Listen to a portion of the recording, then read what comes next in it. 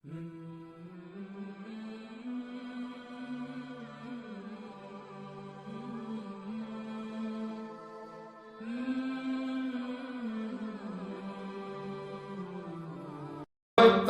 انسانیت کو دیا. کیوں؟ مخاطب فرمائے یا ایھا الناس، یا ایھا الناس. ایک قبیلے کی بات نہیں، ایک برادری کی بات نہیں، ایک خاندان کی بات نہیں، ایک شہر کی بات نہیں، ایک ملک کی بات نہیں، 10 ملکوں کی بات نہیں، رہتی دنیا تک کے لیے خطاب. یا ایھا الناس، او لوگوں، او انسانوں،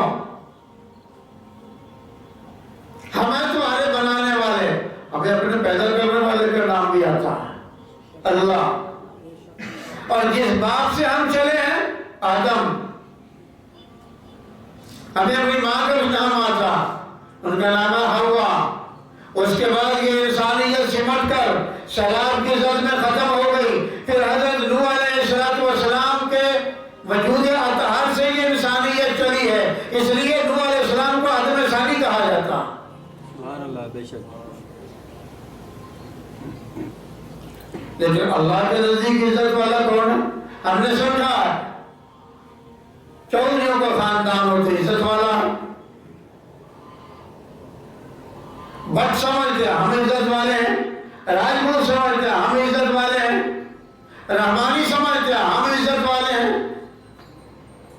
شیخ سمجھتے ہیں ہم عزت والے ہیں. اللہ کے نزدیک کوئی عزت والا نہیں،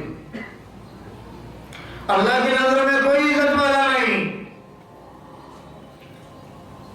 کیا اللہ کا کوئی تو ہوگا ہی آپ کی نظروں میں بھی.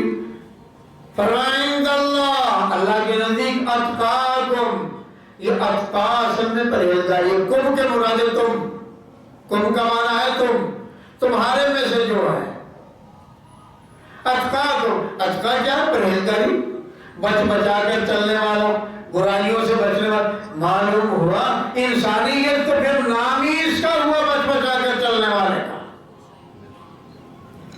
چور ڈاکو کا نام تو انسان رہا ہی نہیں. کیوں؟ یہ انسانیت سے گر گیا، اپنے مرتبے سے گر گیا، اپنے حقیقت سے ناآشنا ہے. بدکاری میں پڑ گئے، انسانیت سے گر گیا. چوری میں پڑ گئے، انسانیت سے گر گیا. ڈاکے میں پڑ گئے، انسانیت سے گر گیا.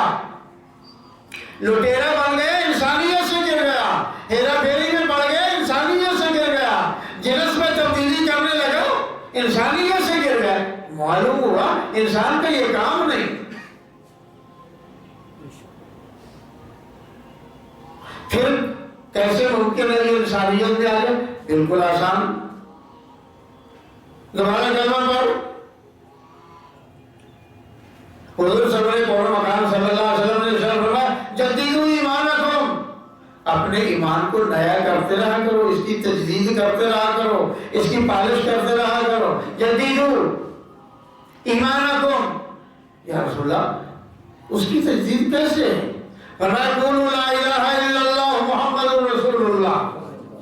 قولوا، کہتے رہا کرو لا الہ الا اللہ محمد رسول اللہ. اور قربان کیا کرو؟